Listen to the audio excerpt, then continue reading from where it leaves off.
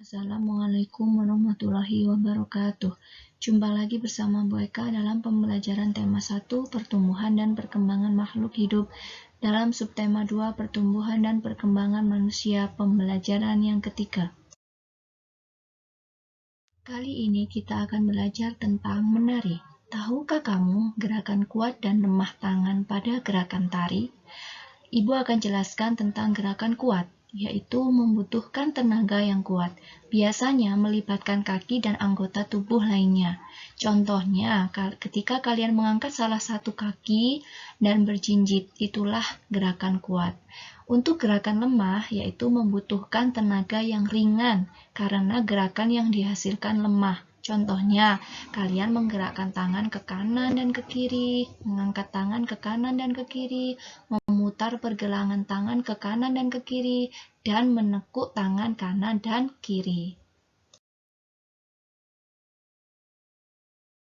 Di halaman 68 dan 69, coba perhatikan gambar tersebut. Di situ adalah contoh gerakan tepuk tangan, termasuk gerakan tari, yaitu gerakan lemah.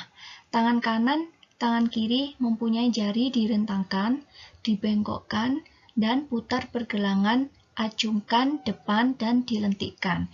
Itulah ciri dari gerakan lemah.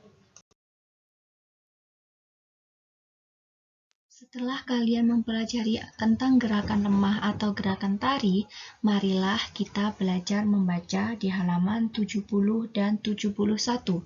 Di situ, agar dapat menari dengan baik, kamu juga harus menjaga kesehatan tubuhmu. Salah satu caranya dengan makan makanan bergizi. Apa sih makanan yang bergizi?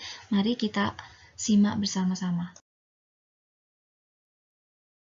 Mari kita mengamati di dalam gambar tersebut ada 5 makanan bergizi. Apa saja sih? Mari kita simak penjelasannya. Anak-anak, mari kita mengamati di halaman 70 tentang makanan bergizi. Apa saja sih makanan bergizi itu? Ada 5. Pertama, yaitu makanan pokok. Makanan pokok kita itu apa? Yaitu gambar pertama adalah nasi, kentang, jagung, roti, ubi, dan sagu. Lalu yang kedua yaitu lauk pauk. Apa sih yang dimaksud lauk pauk? Yaitu daging, ikan, tahu, tempe, telur, dan cumi. Dan yang ketiga yaitu sayur-sayuran. Misalnya apa saja? Yaitu kangkung, bayam, wortel, dan buncis. Dan yang keempat adalah buah-buahan. Pasti kalian tahu tentang buah-buahan itu apa saja. Di sini ada jeruk, apel, anggur, pisang, dan jambu. Dan yang terakhir jangan lupa yaitu susu. Misalnya apa saja? Susu sapi dan susu kambing. Lalu Ibu akan menerangkan tentang kandungan gizinya. Mari kita simak bersama-sama.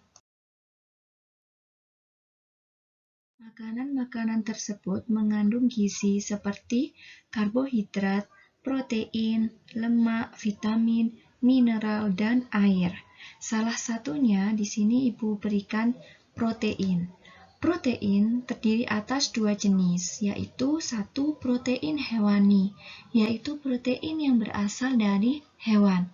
Dan yang kedua, protein nabati, yaitu protein yang berasal dari tumbuh-tumbuhan, misalnya tempe dan tahu. Jadi anak-anak, kesimpulannya, kita ini wajib makan makanan yang bergizi dan menyehatkan, seperti sayuran, susu, lauk pauk, ikan, ayam, telur, lalu buah-buahan. Jadi yang terlalu manis, misalnya suka permen, suka es krim, suka makanan-makanan yang cepat saji, itu dikurangi. Kenapa? Karena itu adalah salah satu makanan yang mungkin kadar gulanya lebih banyak daripada makanan yang bergizi seperti sayur-sayuran, buah-buahan, susu. Jadi olahan sendiri itu lebih baik daripada makanan cepat saji. Sedikit yang bisa Ibu jelaskan tadi, cobalah kalian mengerjakan di halaman 72 dan 73. Kalian mengerjakan sesuai contoh yang Ibu berikan, yaitu beri tanda centang pada makanan yang sebaiknya dimakan setiap hari, dan beri tanda silang pada makanan yang sebaiknya dimakan sesekali saja atau bahkan dihindari. Lalu kalian menuliskan alasannya kenapa kok bisa dicentang dan kenapa bisa disilang. Contohnya yang Ibu ambil adalah buah-buahan. Buah-buahan itu Ibu centang. Kenapa alasannya? Yaitu karena mengandung vitamin yang dibutuhkan setiap hari oleh tubuh kita. Dan nomor 2, 3, 4, 5, dan 6 kalian kerjakan sendiri sesuai yang Ibu jelaskan. Setelah itu, barulah kalian akan berlatih di halaman 74 dan 75. Ibu berikan contohnya. Di sini ada contoh soal matematika yang berbentuk kalimat. Bagaimana cara mengerjakannya? Di sini saya ambil contoh, yaitu bayangkan jika suatu perkebunan dapat menghasilkan 3.400 buah dalam satu kali panen. Berapa jumlah buah yang akan dihasilkan dalam 2 kali panen? Kalian masih kelas 3, semester 1 masih belajar tentang penjumlahan. Barulah kalian menjumlahkan dengan cara bersusun yang pernah Ibu terangkan di pembelajaran yang kedua. Di sini dijawab, yaitu 3.400 ditambah 3.400. Kenapa? Karena di sini ada kalimat dalam 2 kali panen. Angkanya hanya 3.400. Berarti 3.400 ini ditulis 2 kali, ya, karena dalam 2 kali panen. 3.400 ditambah 3.400 yaitu 6.800.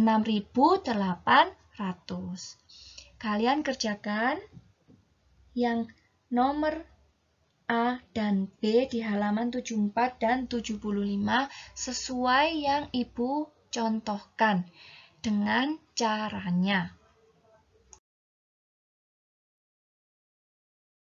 Baiklah anak-anak, pembelajaran yang ketiga hari ini sudah selesai.